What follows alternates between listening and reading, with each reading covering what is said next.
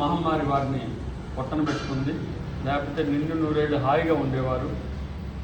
అలాంటి గొప్ప వ్యక్తిని మనం కోల్పోవటం బాధగా ఉన్నా వారు మాత్రం వారి పాట రూపంలో మనందరి గుండెల్లో హృదయాల్లో చిరస్థాయిగా నిలిచిపోతారు. వారి పాట రూపంలో చిరంజీవి. అలాంటి మహనీయుడు, మహాగాయకుడు, స్వరమాంత్రికుడు,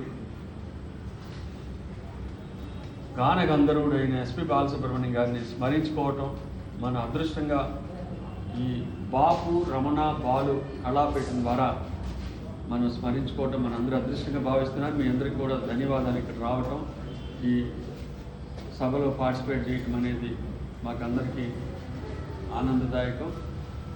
వేదికను అలంకరించిన ప్రముఖ రచయిత్రి, కాలమిస్టు శ్రీమతి పిన్నెల్లి భాగ్యలక్ష్మి గారికి, అలాగే ప్రముఖ రచయిత శ్రీ బలభద్రపాత్రుని ఉదయశంకర్ గారికి, అలాగే రచయిత నవమల్ల తీగ సంపాదకులు, తెలుగు భాష గురించి గొప్ప ప్రయత్నమే చేస్తున్న తెలుగు భాషని పునరుద్ధరించుకోవాలి, తెలుగు భాష మృత భాష కాకూడదు, ఇది అమృత భాష కావాలని సంకల్పంతో పనిచేస్తున్న కల్మిశ్రీ గారు, మన గుంటూరు వాస్తవ్యులు, ఇప్పుడే నాకు పరిచయమైన శ్రీ పచ్చిపుల్లి సూర్యనారాయణ గారు వారు అద్భుతమైన కవిత్వం రాస్తున్నారు. పచ్చిపులుసు అంటే నోరు ఊరుతుంది. అలాంటి కవిత్వం వారు రాస్తున్న కవిత్వం అన్నా కూడా నోరు ఊరుతుందేమో, లేకపోతే మనసు ఊరుతుందేమో చూడాలి. చూస్తాను ఆ కవిత్వం కూడా మనం ఒకసారి ఇంకొక వేదిక మీద పరిచయం చేద్దాం వారి కవిత్వాన్ని.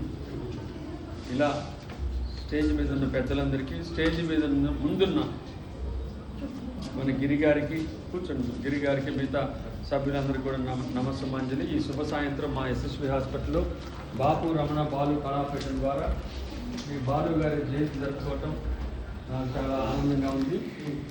సో నేను బాలు గారి మీద వారు చనిపోయినప్పుడు చాలా బాధపడ్డాను. అందుకే నేను బాపు, మీకు తెలుసు, బాపు డైరెక్టరు, అద్భుతమైన కార్టూనిస్టు, మన తెలుగు లోకిలలో ప్రతి మనిషికి తెలిసిన ఒక ముత్యాల ముగ్గు వేసిపోయాడు ఆయన మాట.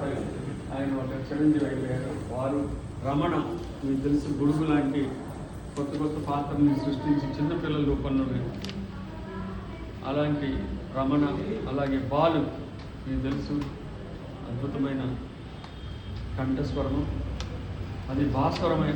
నిజంగా అయితే రకరకాలుగా ఎన్టీఆర్కి ఒక రకంగా, ఏఎన్ఆర్కి ఒక రకంగా, అల్లు రామలింగయ్య గారికి ఒక రకంగా, ఇట్లా ఎవరి స్థాయిలో ఎవరి అనుసరించి ఒక మిమిక్రీ ఆర్టిస్ట్ లాగా వారి స్వరాన్ని మాడ్యులేట్ చేసి అద్భుతమైన పాటలు మనకి అందించి 4,000 పైచులకు పాటలు, అది 40,000 రకాలైన పాటలు బాణీలు కట్టి పాడి ఆయన డైరెక్టర్గా చేశారు.